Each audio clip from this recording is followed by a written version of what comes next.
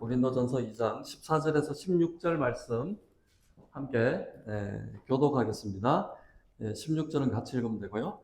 14절, 육에 속한 사람은 하나님의 성령의 일을 받지 아니하나니 이는 그것들이 그에게는 어리석게 보임이요 또 그는 그것들을 알 수도 없나니 그러한 일은 영적으로 분별되기 때문이라. 다른 모든 것을 판단하고 자기는 아무에게도 판단을 받지 않아. 같이 읽겠습니다. 누가 제 마음을 알아서 주를 가르치겠느냐? 그러나 우리가 그리스도의 마음을 가졌느냐? 아멘. 네, 자리에 다 앉아주십시오. 사실 지난주에 우리 박 권사님이 어스틴 선교 가셨다가 복귀하셨는데 내가 다음 주에 서로 같이 인사하겠습니다 했는데 우리 박 권사님 안전하게 잘 오셨습니다. 우리 환영합니다. 네. 할렐루야. 권사님들 모임도 박 권사님 선교 갔다 올 때까지 우리 박 권사님이 양쪽 교회를 섬기세요. 거기 가면 거기서도 유명하시고 여기 오시면 여기서도 유명하시고 거기 가면 그 3대가 같이 새벽 기도를 가시더라고요. 그래서 아들, 손자, 며느리 다 그래서 참 너무 놀라워요. 그래서 오래 사실 때 몰라. 네, 그래서 그래서 가셔도 선교 역할을 하고 가시니 너무 좋죠. 예. 자, 예. 자, 오늘 이제 말씀의 제목은 영적 성장이에요. 이번 달은 영적 성장 시리즈로 들어가는데 이제 오늘은 회개라는 제목을 잡고 함께 은혜를 나누도록 하겠습니다. 회개는 너무너무 잘 알죠? 반성하고도 헷갈리고 후회하고도 헷갈리고 내면의 자아성찰하고도 헷갈리는 이런 내용이 바로 회개입니다. 근데 회개는 원어에 보면 메타노이아, 메타노이에 이런 의미로 이제 단어로 쓰는데요. 요 말은 메타인지 요즘 이렇게 그런 말 들어보죠.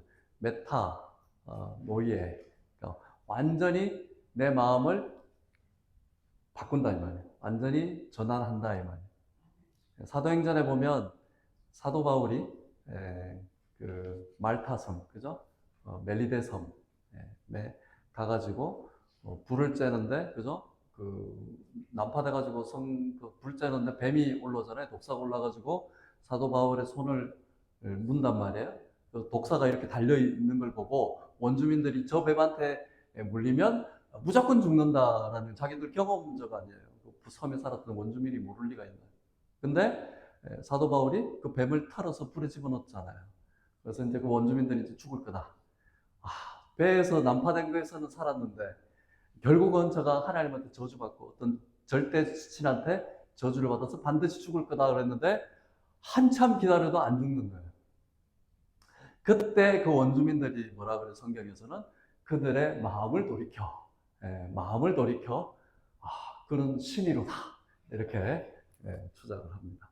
그래서 마음을 바꾸는 거예요. 회개한다라는 것은 반성 후에는요 좀 단기적으로 내 마음을 좀 바꿀 수는 있지만 그래도 또 반복하잖아요. 노름하다는 사람들이 못 걷는 이유가 뭐예요? 돈 다 잃고 나면 회개하는 것이 아니라 후회하잖아요. 또 반성도 하잖아요. 근데 심지어 제가 아는 사람은 이 손가락을 잘라도 그래도 화투를 치더라고요. 안 믿겨지죠? 아니 없어요. 이 손이 없어서 당구를 이렇게 치더라고요. 당구를 여기 딱 올려서 당구를 치는데 같이 쳤던 대학교 선배가 그러더라고요. 저 사람 왜 저렇게 당구 치는 줄 아냐. 그래서 원래 핸디캡입니까? 그랬더니 그게 아니고 노름에 빠져가지고 가산탕진다. 무슨 3대 독자에 부자인데 집 다 날리고 논밭 다 팔고 아버지 어머니는 그냥 그 속상해서 화병으로 돌아가시고. 그래서 노름은 다시는 안 한다 해가지고 자기가 그 손을 잘란 거예요. 그런데도 그렇게 해놓고도요, 화투를 여기 얹어놓고 치더라는 거예요. 사람은 그렇습니다. 중독이 되면요, 그래요. 이런 거는 일순간에 후회하고, 일순간에 회한이 들어도 또 들어갑니다. 근데 회개라는 거는 그렇지 않습니다. 우리의 마음을 완전히 바꿔주기 때문에 전혀 다른 사이트로 옮겨주시는 거예요. 방지일 목사님이 103세에 돌아가셨잖아요. 지금 뭐 또 연세대 철학과 김영석 교수님이 그 기록을 갱신하고 있는데, 그 방지일 목사님이 제가 세미나리 있을 때도 98세에 오셨었구나. 그 밑에 담임 목사도 원로 목사가 됐어요. 그 밑에 담임 목사가 수행 비서로 오셨는데, 이렇게 해가지고 강대상에 올라갔는데 목소리는 카랑카랑 하시더라고요. 그분이 쓴 책에 나의 눈물을 주의 병에 담으소서라는 그 책에 보면 이분이 일제시대 때 사람이거든요. 근데 거기 보면 자기 친구 얘기를 합니다. 자기가 그 친구가 쌀을 사러 갔는데 주인이 계산을 잘못해서 50전을 더 준 거예요.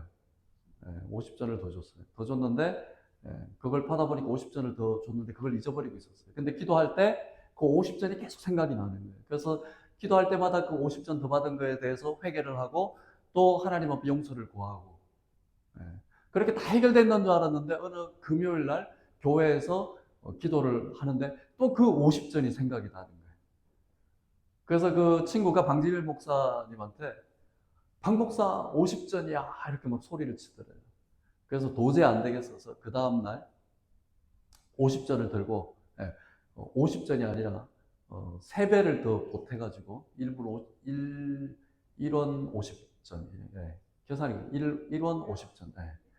근데 그 지금으로 화폐 단위로 하면 굉장히 비싸더라고요. 쌀 한 말 값이니까. 그 돈을 들고 가서 주인한테 내가 이래서 당신한테 50전을 받았는데 내가 하나님 믿는 사람으로 그게 안 되겠다 싶어서 당신한테 돌려줍니다. 그랬더니 그 쌀가게 주인이 놀란 거예요. 이때까지 자기 돈 떼먹고 도망간 사람은 있어도 돈을 갖고 온 사람, 예수쟁이는 좀 틀리군요. 그러면서 그 쌀가게 주인이 전부 다 예수 믿기로 작정을 한 거예요. 그래서 예수 믿고 또 은혜 받아서 이 사람이 신학 공부해가지고 목사가 되고 일제 때 신사참배 거부해가지고 순교까지 당한 거예요. 50전이 뭐라고? 그렇게 회개하고 하나님께서 자꾸 생각나게 하셔서 완전히 돌이킨단 말이에요. 우리는 회개라고 하면요, 하나님한테 용서받은 것만 생각하는 경우가 많아요. 좀 믿는 사람들은. 나는 하나님한테 회개를 했어요. 그러나 하나님 원하시는 것은요, 사람에게도 해결하는 것을 원하십니다. 그 사람이 그때 당시에는 안 받아줘도요, 결국은 그 사람이 그 용서 구하고 화해 구했던 것을 기억을 합니다. 그래서 하나님의 때에 그것을 정확하게 하나님 안에서 하나로 이루어지시는 그런 역사는요, 우리 인생에 체험을 할 수 있어야 돼요. 저도 그런 일이 많아요. 하나님 앞에 제가 그 유학 가가지고 학생 대표로 막 있으면서 잘 교회 생활 안 한다고 막 내가 정죄하고 삐져가지고 안 나오는 거예요. 그래가지고 교회에서 찾아갔더니 대문을 꽉 닫는 거예요. 그래서 내가 속으로 그 보십시오. 내가 찾아갔는데 무슨 소용이 있어요. 근데 한 석 달 뒤에는 그 친구가 와가지고 눈물로 회개하고 서로 뭐 그때 그 교회 역사상 최고로 많은 청년들이 왔던 그런 일이 있었거든요. 우리 회개를 하나님께서 사용하신다는 거예요. 그러니까 사도행전 2장에 보면 베드로의 설교를 듣고 그때 그날 하루거든요. 그날 하루에 하요미는 하루에 a day 회개받고 구원받은 사람이 5천이 넘었다라고요. 그때 그 묻는 질문이 뭐예요? 그리하면 우리가 어찌할꼬? 어떻게 할꼬라고 물어야 되는 거예요. 하나님 내 마음이 복잡하고 지금 불편한데 어떡할 거예요? 사람한테 어떤 잘못이 있다면 하나님한테 용서를 구하고 하나님이 주신 은혜로 사람에게도 용서를 구할 수 있는 은혜가 있어야 돼요. 그것까지예요. 남편, 아내, 자녀들 모두가요. 이웃 모두가요. 위로부터 먼저 용서를 받은 우리입니다. 그죠? 그러므로 수평적으로도 우리가 용서를 내가 먼저 구하고. 그러니까 그리스도인들이 사과하고 그리스도인들이 용서 구하는 거예요. 정말 이 사람이 잘못해서가 아니에요. 이 사람의 믿음이 더 큰 거예요. 이 사람의 은혜가 더 많이 받은 겁니다. 그래서 이 사람이 내가 용서를 구하는 거예요. 근데 세상 사람들은 뭐 착각하잖아요. 지가 잘못했으니까 나한테 와서 용서 구하. 그렇지 않습니다. 하나님께서 은혜를 주셔요. 똑같이 잘못해도요. 요즘 보세요. TV 보세요. 청문회 보세요.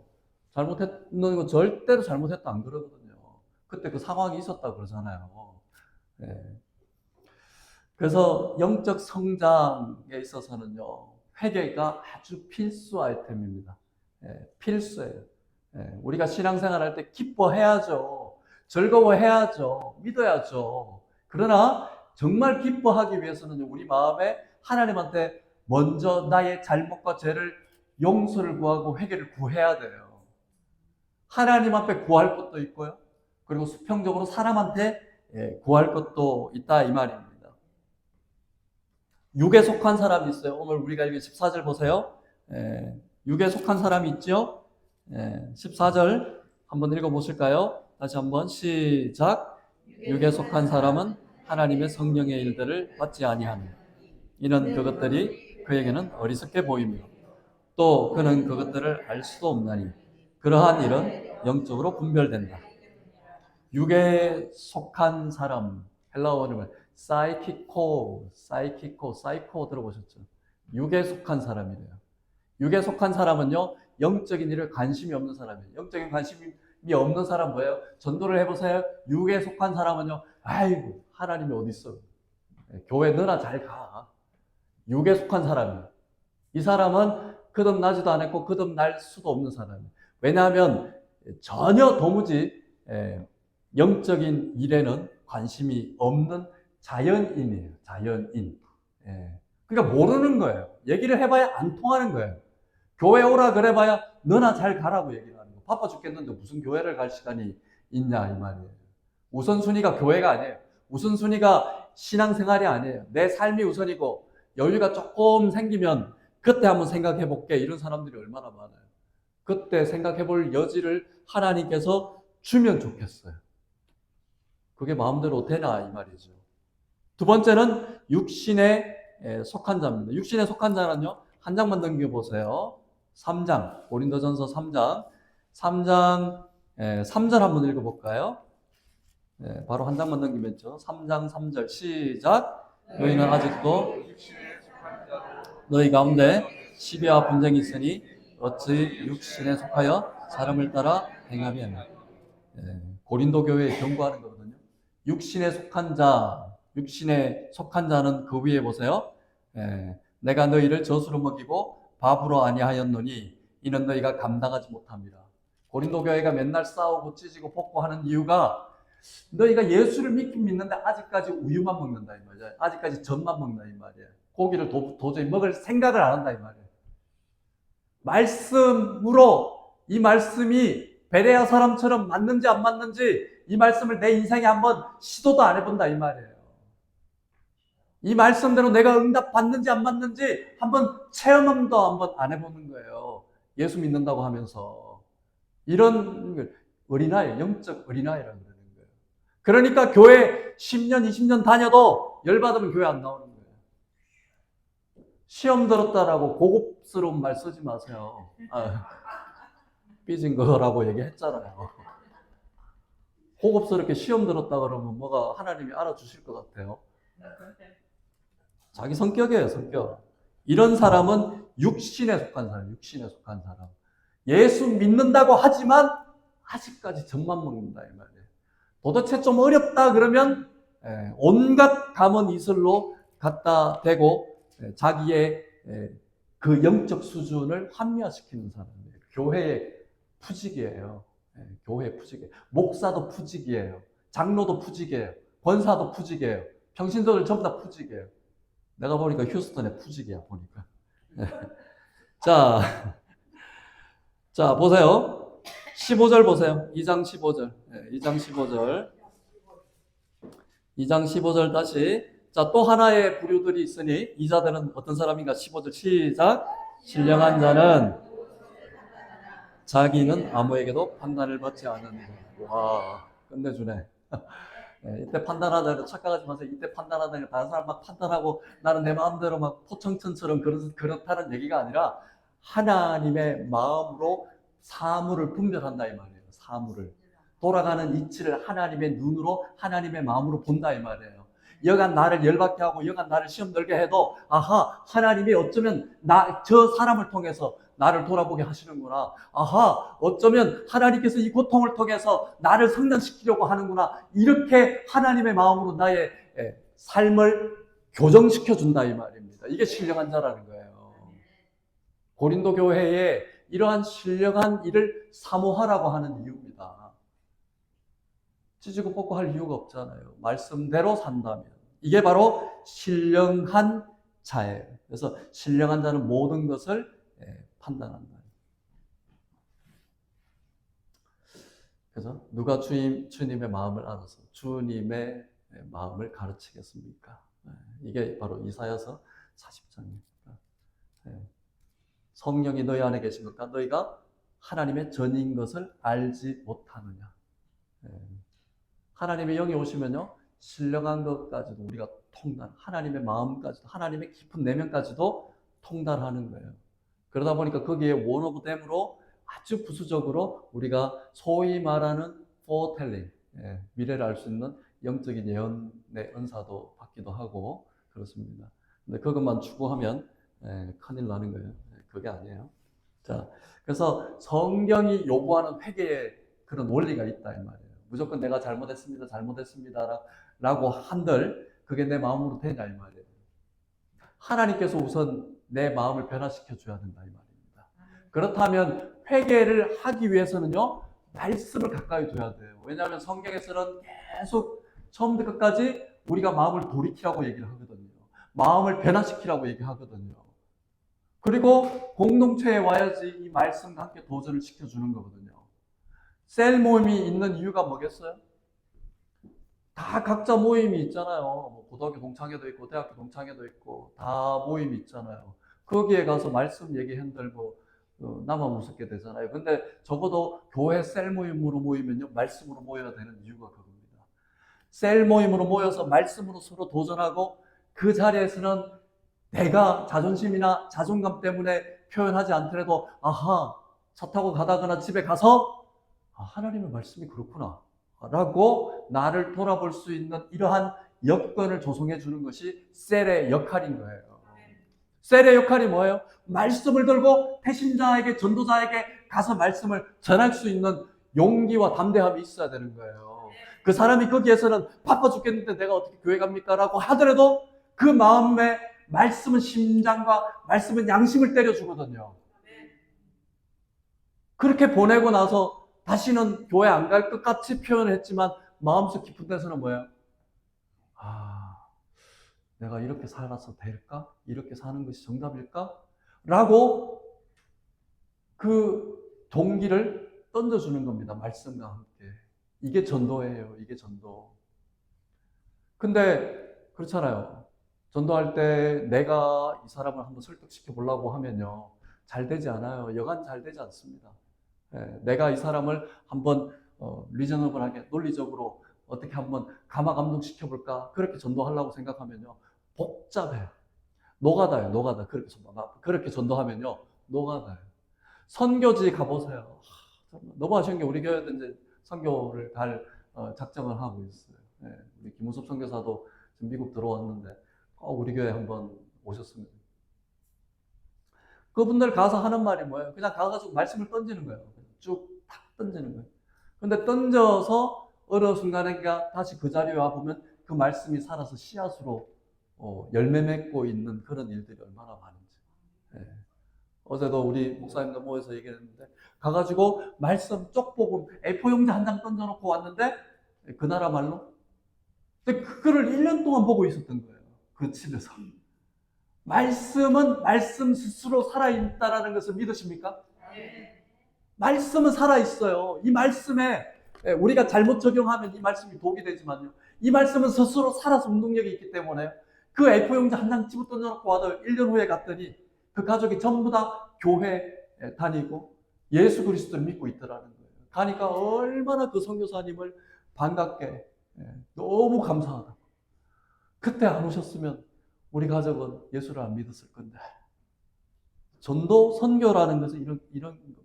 말씀이 우리를 치는 거예요. 원리가 그렇다라는 겁니다. 말씀이 우리를 회개시키는 거예요. 그리고 이 고린도후서 7장 10절에 보면 하나님의 뜻대로 하는 근심, 우리가 계속 기억을 하고 이거 내가 회개해야 될 건가? 안 할 건가? 내가 회개할 건가? 안 할 건가? 계속 붙잡고 있어야 돼. 하나님 뜻대로 하는 근심은 후회할 것이 없는 구원에 이르게 하는 회개를 이루는 것이요, 세상의 근심은 사망을 이루는 것입니다.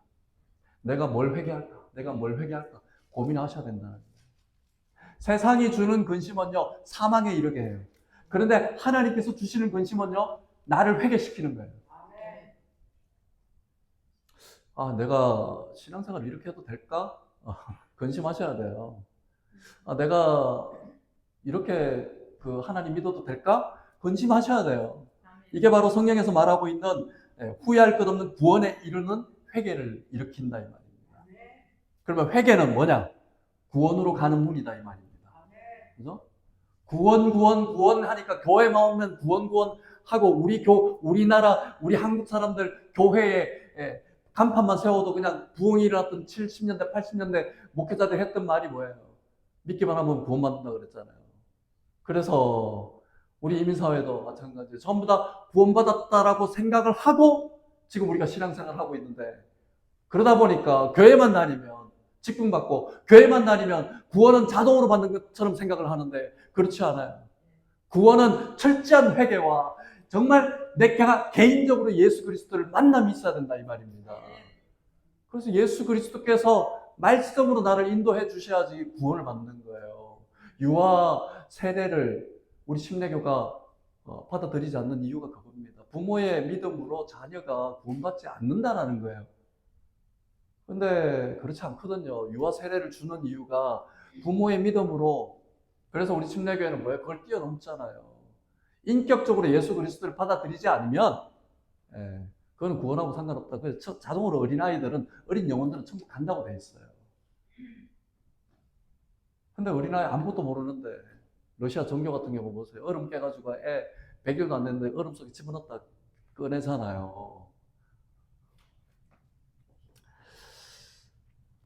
어느 교회 집사님이 늘 범사의 염려가 하도 많아서, 그래서 하나님이 그 염려거리를 없애줬대요. 염려거리를 없애줬더니 그 집사님이 그 다음 주에 와서 하는 말이, 걱정거리가 없어서 너무 걱정이다 이러더라고요. 걱정거리가 없어서. 이런 친구가 있었어요, 고등학교 때. 자기 아버지가 의사인데 대학교 가도 되고 안 가도 되고 내가 그냥 병원 관리인으로 말도 먹고 산다 이 말을 해가지고 애가 학교 공부를 안 하려고 그래. 맨날 그렇게 그냥 방탕하게 나한테 막 그 자취방에 놀러 가면 그러더라고요. 담배 막 이만치 사놓고 하는 말, 자기 걱정거리가 없다는 거예요. 궁금해요, 가끔 그 친구가 어떻게 사는지. 회개한다는 건요, 내가 변화되는 거예요. 그래서 아까 메타노이에 그랬잖아요. 나의 마음을 완전히 꺾어놓는 거예요. 우리나라 사람들 언어의 귀재자들이잖아요. 영어, 일본어, 한국어 동시에 쓰잖아요. 핸들, 이빠이, 꺾어. 그죠? 한국말, 영어, 일본어 다 들어가요. 핸들, 이빠이, 꺾어. 우리 마음을 완전히 꺾어놓는 거예요. 이게 바로 회개로 이루어지는 거거든요. 회개를 통해서 회개를 통해서 우리가 성장하고 변화되는 거예요. 나를 돌아보는 거거든요. 말씀으로 하나님께서 주시는 마음으로 나를 돌아보는 거거든요. 그래서 주기도문만 외워도 내가 변화되는 이유예요. 주기도문만 외워도. 사울과 다윗이 어떻게 보면요, 사울이 훨씬 더 유능했을 수도 있어요. 사람의 눈으로 보면요. 사울도 40년간 하나님한테 쓰임받는데 결국은 말년이 아주 비참했잖아요. 그리고 이미 하나님이 그를 버리셨다고 그랬어요. 다윗을 이미 16세 된 다윗을 사무엘을 통해서 기름 부음 받았는데요. 사울은 왜 하나님한테 버림 받았는 줄 아세요? 변화되지 않았어요. 사울은 성장하지 않았어요. 기름 부음 받고 전투에서 자기 이름을 드높이는 참 성전비를 세웠어요. 사무엘이 다 죽이라고 하나님 말씀으로 명령을 했어요. 그런데 사무엘이 도착하니까 소 울음소리도 들리고 염소 소리, 원함 소리가 달랑달랑 들리니까 이 소리가 뭡니까? 그러니까 사울이 뭐라 그럽니까? 하나님한테 드리려고 제일 좋은 것만 내겨놨습니다. 사무엘이 뭐라 그래요? 칼, 그 옆에 있는 장수 칼 뽑아가지고 전부 다 죽였잖아요. 그래서 뭐라 그래요? 듣는 것이 순종이 제사보다 낫고, 그죠? 순종이 제사보다 낫고 듣는 것이 순양의 기름보다 낫다라고 하는 이에요. 하나님 말씀대로 해야죠. 내가 회개 못하는 이유가 뭐예요? 내 자존감, 자존심이 계속 남아있어서 그래요. 나는 잘못이 없다. 사울은요, 결국은 하나님한테 버림받았어요. 다윗은 뭘까요? 어떻게 보면 다윗이 더, 그래요. 다윗이 사울보다 열등한 사람일 수도 있어요. 하나님이 다윗하고 사울하고 붙인 이유가 뭔지 아세요? 다윗에게도 똑같은 사울 같은 욕심이 있기 때문에 붙여서 그 마음을 없애게 하려고 붙였다라는 말도 있어요. 그러나 다윗은 달랐어요. 다윗은 가는 데마다 하나님 찾았어요. 가는 데마다 하나님 의지했어요. 심지어 사울을 죽일 만한 그런 찬스가 여러 번 있었지만 다윗은 그냥 돌아. 하나님 기름 부은 종을 내 손으로 처리하지 않겠다라고 얘기를 하잖아요. 절호의 찬스 아니었어요? 그리고 다윗이 잘못했을 때 뭐라 그래요? 나단 선지자, 우리 네이단 선지자가 와가지고 아니 이 사람이 못하는 말이 없네 왕한테 라고 했어야죠. 그 사람이 누굽니까? 다윗이 묻잖아요. 예? 한 사람 양 한 마리 있는 걸 100마리 갖고 있는 사람이 뺏었다 그러니까 이런 천하의 못설 같은 이런 누구냐 그러니까 Who is this guy? 그러니까 That man is you 그러잖아요. 바로 당신입니다 라고 하니까 다윗이 바로 무릎 꿇고 하나님 앞에 통곡하고 죄를 자복하고 회개하는 역사가 일어나잖아요. 하나님은 끝까지 다윗을 데리고 갑니다. 사울은요 변화되잖아요. 가다가 버려요. 정말 쓰임받다가 버림받을 인생일 것인가, 우리가 좀 못났지만 끝까지 하나님한테 끝까지 쓰임받을 것인가, 달라진다 이 말입니다. 그 찬양 중에 이런 찬양이 있죠. 오늘 나는 이라는 제목이 있는데 최영덕 이 집사님이 작사 작곡했는데요. 이분이 작곡가로 유명하세요. 근데 어느 날 주일날 이 곡을 할까 저 곡을 할까 그 찬양팀원이었던 그 집사님하고 싸웠어요. 이 곡이 더 좋다, 이 곡이 더 좋다 이러다가 그래서 대판 싸우고 그냥 서운해진 거예요. 근데 이 최영덕 집사님이 다음 주는 내가 좀 사과해야 되겠다 이러고 있는데 한 주 지난 거예요. 근데 어느 날 악유했던 그 집사님이 교통사고로 돌아가신 거예요. 그래서 그 장례식장에 갔더니 그 조그만 어린아이들하고 그 부인이 그 집사님이 그 일기장을 펴놨더래요. 그 생전에 고인이 일기를 썼는데 그 부인이 그 날짜 일기를 이렇게 찾아서 그 집사님한테 주더래요. 이 사람이 집사님 참 좋아했던 것 같습니다. 그 읽어보니까 이런 날짜, 이런 그 내용이더래요. 나는 세상에서 제일 좋은 분이 예수님인데 그 다음 좋은 사람이 최용덕 집사님이다. 그분은 하나님의 마음으로 노래를 부르고 작곡하시는 분이고 나에게 늘 신앙의 도전을 주시는 분이다. 그렇게 적어놓은 거 보고 자기가 그 장례식장에서 오해를 했다라는 그런 말을 하더라고요. 회개하고 용서 구하고 하나님의 마음을 그렇게 받았으면요, 회개는 즉시 해야 되는 거예요. 하나님께도 즉시 해야 되고요, 다른 사람에게도 즉시 해야 돼요. 왜냐하면요, 나를 위한 거예요. 하나님이 회개시키는 건요, 그 사람을 위해서다, 하나님 위해서, 나를 위해서. 이 찬양이에요. 내가 먼저 손 내미 내가 먼저 용서하지 못하고 내가 먼저 용서하지 못하 내가 먼저 웃음 주지 못하고 내가 먼저 웃음 주지 못 이렇게 머뭇거리고 있네. 이렇게 머뭇거리고 있네. 그가 먼저 손 내밀기 원했고 그가 먼저 손 내밀워 그가 먼저 용서하길 원했고 그가 먼저 용서하길 그가 먼저 웃음 주길 원했 그가 먼저 웃음 주길 원해. 나는 어찌된 사람인가? 나는 어찌된 사람인가? 오 간교한 나의 입술이여 오 간교한 나의 입술이 나의 옹졸한 나의 맘이여 옹졸한 나의 맘이 왜 나의 입은 왜 나의 입 사랑을 말하면 왜 나의 맘은 왜 나의 맘 화해를 말하면 왜 내가 먼저 져줄 수 없는가 왜 내가 먼저 손해볼 수 없는가 오늘 나는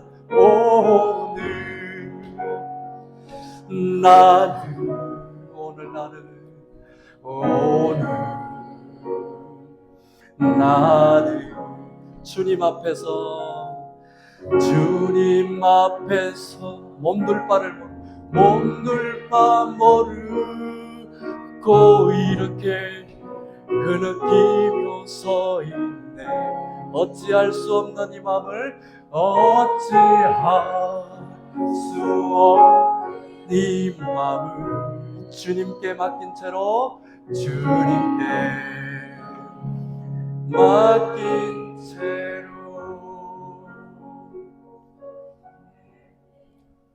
이 시간 우리 기도하겠습니다. 아버지 하나님 감사합니다. 주님 우리 신앙생활 할 때 우리가 하나님 앞에 회개할 일이 얼마나 많은지요. 하나님께서 우리를 먼저 용서해 주셨고 다른 사람을 또 용서할 수 있는 또 힘을 주셨습니다.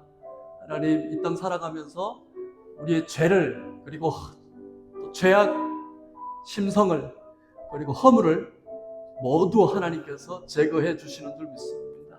하나님 이 시간 우리 먼저 기도할 때요 하나님한테 죄 지은 것 그리고 사람에게 죄 지은 것 우리 가족에게 포함해서 모든 내 지인들에게 내 마음에 조금도 끄리낌 없는 삶으로 살기를 원합니다. 하나님 사람에게라면 오늘 내게 용서해 주신 만큼 하나님 용서를 구하는 은혜가 있기를 소원합니다. 이 시간 함께 우리 고백하며 함께 기도하며 나가겠습니다. 기도합니다.